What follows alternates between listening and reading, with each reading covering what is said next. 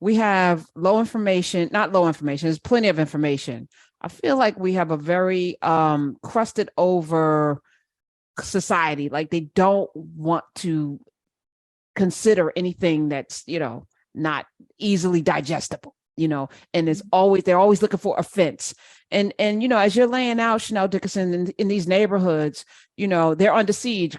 People who are hardworking people, which are most of the people in the neighborhood, are under siege by the handful of folk that are out of control, that prey on the neighborhoods, because they know that these things don't happen in other people's neighborhoods. They only happen in ours, right? So this is the problem that I have, because I feel like the police know who the problem people are. They know who the drug dealers are. They know who where the guns are, who are in gangs. Y'all know who these people are. Why do they get to run roughshod over the community?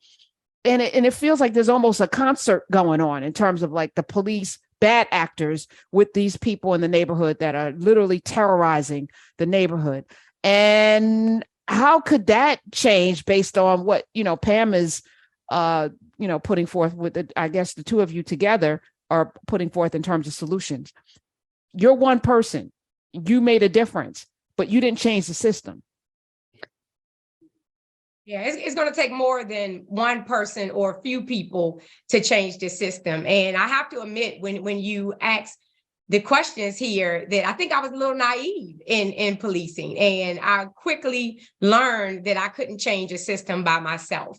And what happens with the bad actors in the community, you're absolutely right. Like the police officers, we know who the bad actors are, but we need the community's help in arresting and prosecuting these bad actors. But we don't have a relationship. There's distrust in community. There's a distrust of government in communities. That's what I found from a lot of my colleagues going into community. And if the community cannot expect police officers to tell on each other when we do things wrong or the corruption, how do we expect them to come forward and tell on their community members? So we have to be tricky then. And I like words, Pam. Words are words. I know big words, little words. Words are powerful. You know how we shape the words. This is why I'm saying, even calling, because I think what Chanel Dickerson was doing in the neighborhood was beyond police, right? In my neighborhood, we had the Police Athletic League in New York, in New Jersey. There were, and there were ways that young people interacted with the police under a very, around sports. And it was community, right? Sports and community. We knew about the PAL, and they did a great job of marketing in the 70s and 80s and early 90s. And then something happened. Like, because you don't see it anymore. They had gyms for the kids to play, after school programs, all of this. So now we're in this place where it is hard to get people to trust the police, and very hard to get them to trust the government, so people don't vote for the very thing that would actually change, right? Because I don't trust these people, even the mayor, whatever. Everybody's got a handout. Everyone's corrupt. In the police, they are bad. So maybe we call it something else, because I think, Pam, go ahead. Accepted. I call it, how about we change it to community guardianship? I like that. Guardians. So guardians of the galaxy. All right, let's if we were to change the name, since you like name change, instead of going into community policing or calling yourself a police officer, you call yourself a guardian. Oh, yeah. Right? And that changes even the mentality of going in. Right. So your job, and so let's just say that, like, okay. But I really want to get to how we make that shift in mindset. I really want to get to it. So last time we talked, I told you about my sort of citizenship grade idea, and I will come back to that. But there's two other components that I think your audience needs to understand and really get their head around, right? I talked a little bit about the union component, but there's the chief of police component. And the reason that we have this culture and this notion of systematic retaliation in policing is because everything is basically hermetically sealed inside the police department. And there's something that's going on with our laws that people don't understand. So for example, in the District of Columbia, we have a statute, a whistleblower statute, that supposedly protects whistleblowers from retaliation, right? Supposedly. And it's really one of the strongest in the country. It says in the statute that you can get injunctive relief. You can get an injunction to stop retaliation if it's happening to you. That's what the statute says. The problem is that if you are an actual whistleblower, like my client, Steve Andelman, if you are an actual whistleblower and he whistleblew on a bogus, unjustified high-speed chase that led to serious injuries, right? And he was the watch commander at the time, and he saw that the issue was a theft of eyeglasses from a pricey eyeglass store in Georgetown, right? And they authorized a high-speed chase where there was no weapons, no hostages, no injuries, no gunshots, nothing. They authorized a high-speed chase off of some eyeglasses being stolen. Okay, my client is the one who said, no, we don't do that. We're not authorized to do that. And his boss overruled him to authorize a high-speed chase. And then what happened was immediate retaliation, not kind of retaliation, immediate retaliation, systematic retaliation, like bullying like you see in high school, right? To the point where he was having to go off and take sick leave. And we went to a judge under the DC statute and said, hey, let's get a temporary restraining order and stop the bullying. He got suspended for 2 weeks for deleting an email, right? Something that doesn't even get talked about, let alone disciplined, let alone for 2 weeks, right? And the kind of yelling and screaming and berating him in front of his colleagues, I mean, the kind of stuff that would never be accepted in normal workplaces in America. Mm-hmm. You know what the judge said? The judge said, well, you've established that he was a whistleblower. You've established that the retaliation is probably happening here, but you haven't established irreparable harm. Because that is a legal standard that was developed in common law, not in the statutes, in the common law. And common law is what judges decide standards should be over years, 20, 30, 40, 50 years. They develop a body of standards for when they're going to apply this, that, or the other rule. And right now, it is the singularly most idiotic disconnect between reality and what is intended in our statutes and what our courts are doing, because they are saying you can't get a judge to step in and protect you unless you prove irreparable harm. And in the court's eye, losing your job is not irreparable harm. Getting demoted is not irreparable harm. Getting bullied every day is not irreparable harm, right? None of that is no unfair discipline, no constant harassment, no micromanagement, no attacks of any kind constitute irreparable harm in the mind of our courts, even though we know that if I'm Officer Schmuckatelli and I'm watching Captain Andelman get harassed to oblivion, it's going to keep me from ever speaking up. Even though we know in reality, losing your job and losing your career is everything. It's everything. So this idea that the statute says you can get an injunction, but the judge says not on my watch, is the disconnect. Right. And nobody's talking about that. So let me tell you how we change that. And it's actually quite simple. Change the statute. Because the thing is, in American law, a written statute trumps common law.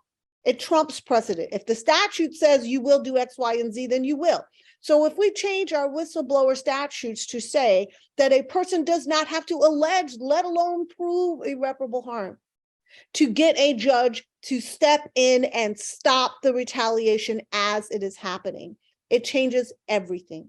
Why? Because now a police chief understands that judge, superior court judge or district court judge now has the power and the mandate to step in and tell the chief what they're not going to do anymore, and tell the people what that means, that you're opening up the authority of the chief to a judge. Now, let me tell you, there is not a single police chief in America who wants a judge up his butt about what his troops are doing to retaliate against a whistleblower. Not one.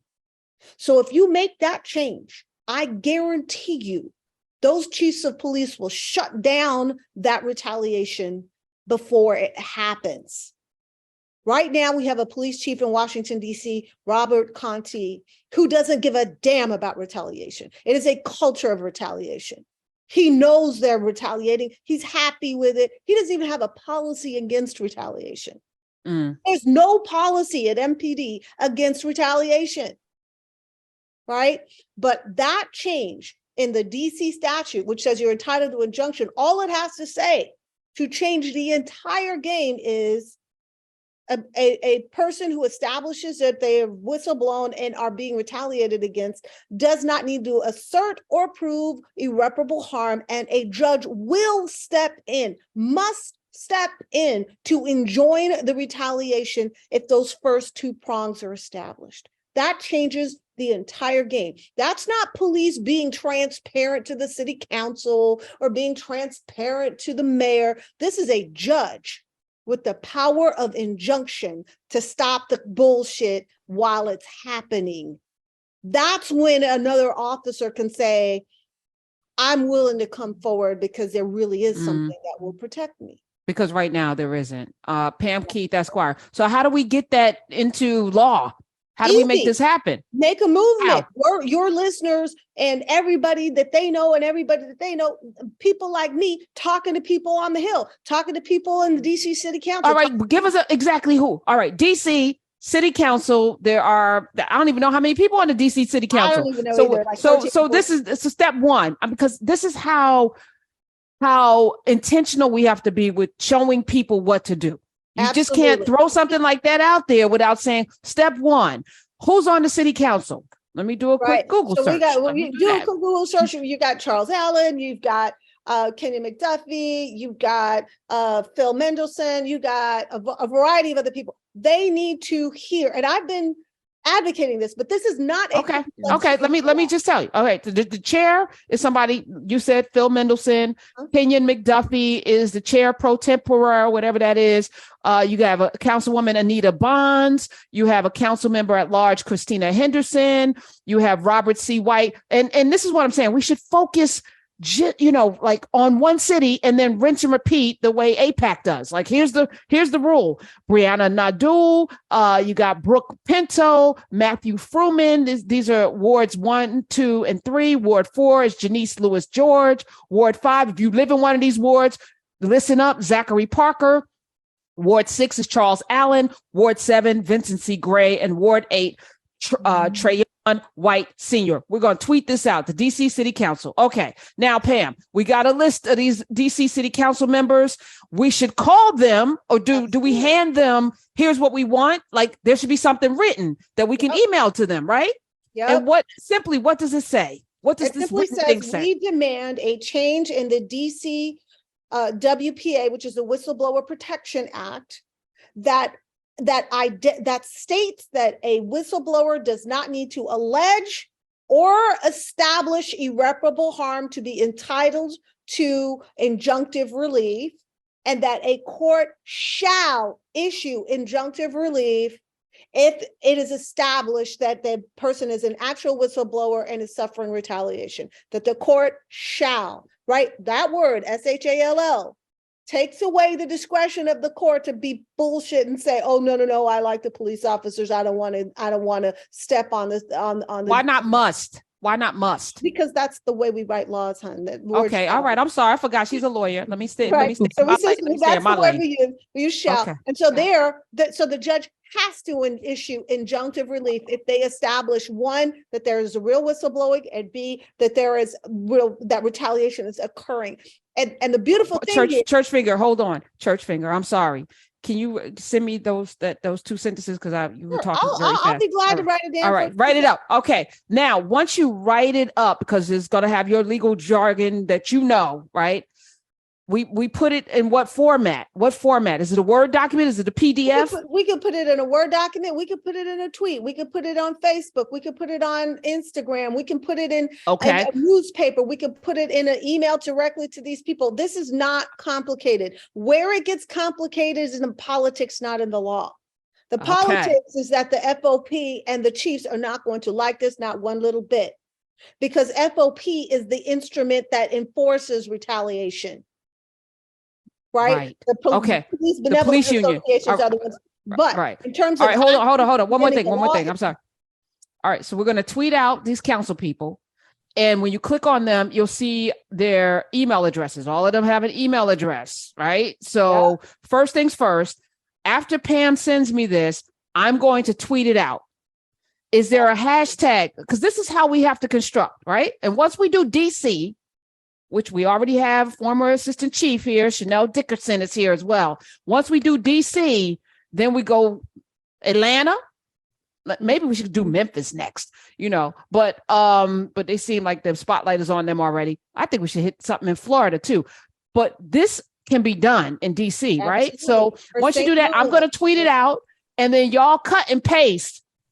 And those of you, even if you don't live in DC, all of there, if you do live in DC, you got your districts right there. Bam, we got all of our people, all of the different wards are right there. Find your ward and email your ward person.